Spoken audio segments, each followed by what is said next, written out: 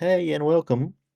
Today I will show you a time lapse of my most recent drawing done in charcoal and a little bit of graphite pencils in the beginning. I will take you through the whole process and explain every step of the way. So if you're a beginner artist or a student or just a hobbyist and you would like to know more on how to do this type of artworks, stick around.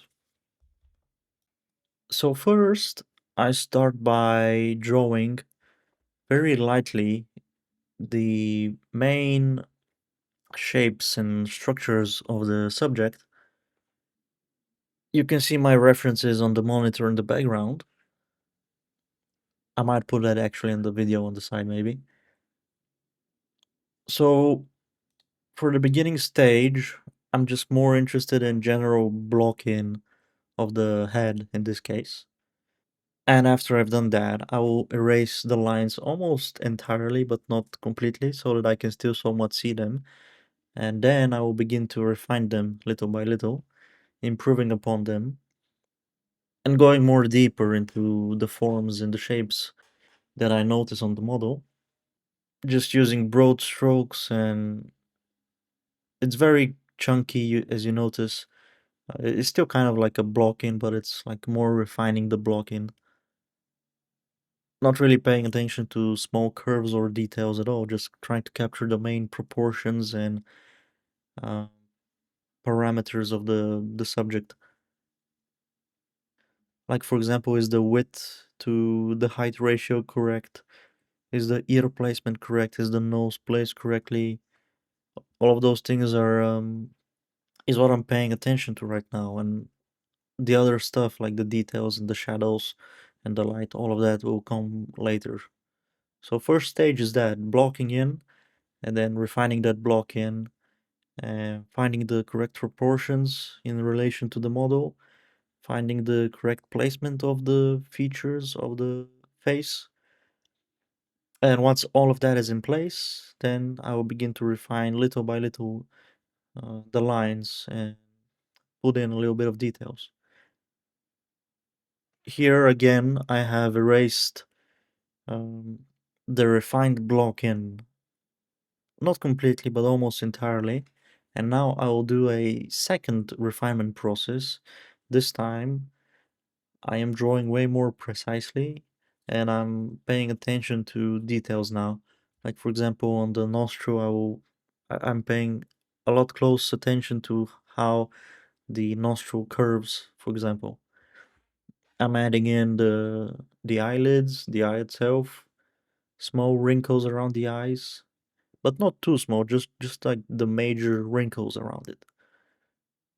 Refining the silhouette, and yeah, just in general, refining everything that has been built and placed previously. I do not do any, for this drawing at least, I didn't do any shadow area blockouts or area blockouts. And what I mean by blocking out the light and the shadow is some artists who like to draw the border between the light and the dark. For this drawing, I don't do that. Not that it's bad. It's just it's something that I don't particularly do. At least not very often. So I'm still here refining the line art. Basically, is what I'm doing. Even going into deeper and smaller forms.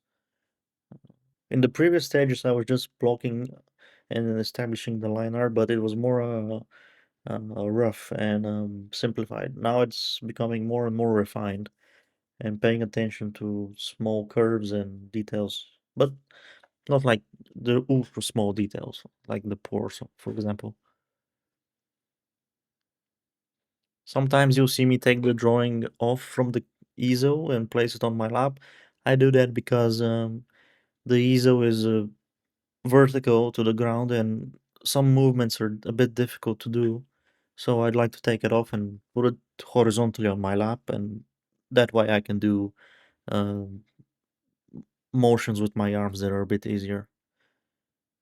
So now I'm starting with the charcoal shading, and you'll see me that I placed a little bit of charcoal and then I started to darken the line art. I did this because I noticed that the charcoal was making the line art invisible because of how dark it is. So, and I didn't want to lose the line art that I spent um, some hours drawing. So I went ahead and darkened all the lines that I previously drew so that I don't lose them.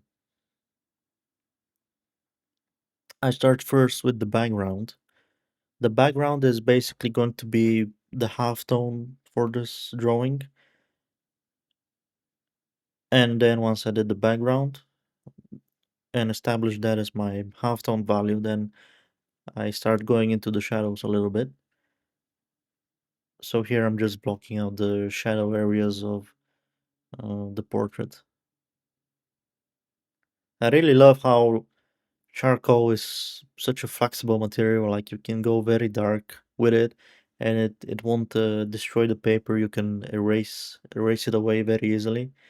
And when you smudge it, it's so nice. It creates these beautiful blendings, almost like in oil paint. It's very similar charcoal to oil paint. You'll see me using the charcoal pencil to create this really dark shadow, which is the core shadow in this case. I use the charcoal pencil because I'm just a bit more precise in this case. So the tools that I'm using for this drawing, I started off with a graphite pencil, moved on to charcoal. I have a blending stump, as you saw, like this white object that you see me holding is a blending stump. It's basically rolled up paper and charcoal pencils as well, and a kneaded eraser to erase. So here I'm just adding in values starting from the darkest ones. I establish my core shadow and then I move on to the lightest lights. And basically my logic is to work in between those. Not placing anything darker than what's already established as the darkest darks, and not getting any lighter than what's already the lightest light. And once you establish your darkest dark and lightest light, it's basically a game of adding more values in between that. Here there was unfortunately a time skip a little bit. It's my first time doing a time lapse like this. I mean, not like this, just ever. I've never done this before. So I bought a brand new camera and I didn't know that as I was recording, it ran out of battery. So as I kept on drawing, it actually stopped recording, unfortunately. And yeah, it took me a while to notice that. But anything that you see here is what you're basically going to see in the footage that I was unable to record. So you're not going to miss out on anything. But for the next one, which I'll do more of these, for the next one I will record everything. This time I will be more prepared. So yeah, just here adding more values and blending them together. And my whole logic of drawing and in painting is just starting from big shapes and going smaller and smaller. And the final stage is just adding the details. And once you've done all the big shapes, the details, once you reach to the detailing stage, the details will just sit nicely on top of what you had already established. Because if you start the opposite way, not that it cannot work, but in my experience and from what I've been taught and have seen, if you start from the smallest details and you go big to the big shapes, you run the risk of finding out that all your big shapes do not fit together, and now you have to erase everything and start all over again, which is very painful. So I like this method more, where first I establish the big shapes, what is called the primary shapes. Then I go into the secondary forms. So first I do the primary forms, then I go into the secondary forms. Like secondary forms in this case would be the eye itself. The primary form would be the whole nose from the beginning, from the bottom of it to the top. And the tertiary shape, the smallest shapes, would be like small hairs that you see here and there that are erased, and for example, the wrinkles on his forehead and around the eye area, you have some wrinkles as well. And yeah, so basically just starting out with a block out with the pencil. Very simple block out, not much to it.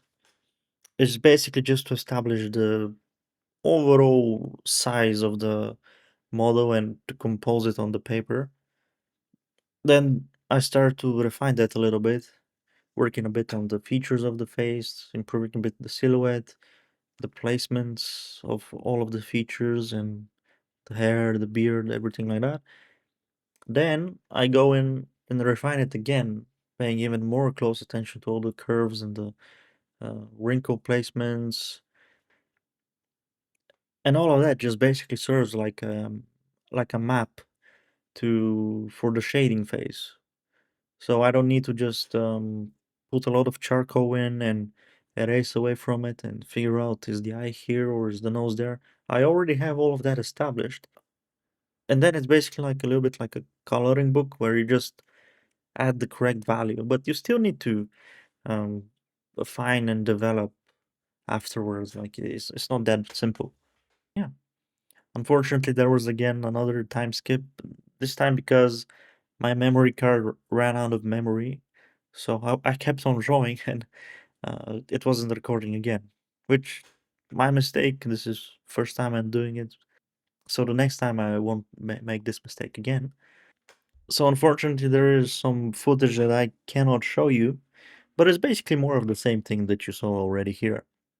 Just do your block in, refine it, find all of the features. Don't worry about the detail in the beginning. Worry about the big shapes, the proportion, the correct placement of the features. Then, once you start shading, establish your dark is dark and light is light, and then in between all of that, you need to add values. So it's a spectrum, right? So from the darkest dark to the lightest light, you have many values. You control how much you want. There's some people who don't want that much. Others want it to be very detailed and uh, with a lot of gradients. It's purely up to you. There's no right and wrong. And yeah, I basically had more values that are in between the two extremities, like the light is light and the dark is dark. Sometimes I'll erase a little bit, sometimes I'll add a little bit more. It all depends on if I want it to be dark or light. That's just the question of how dark and how light is it going to be. And in this case, I did work from reference, so it was just a game of paying close attention to how is the light interacting with the model in the reference photo. And it's just a process of doing this over and over until it's finished. So at the end, this is the final result. And if you have any questions or you would like to know more of this, or you have some suggestions for me in the comment section, I would be happy to read all of that. And if the video was helpful, consider leaving a like and maybe subscribing. It helps the channel a lot. It's a brand new channel, so you can imagine. Yeah, and I will be making more of these time lapses and explanations. So if you like this type of stuff, consider subscribing and staying around. Well, that's all I've got for you today. Hope to see you in the next one. Thank you.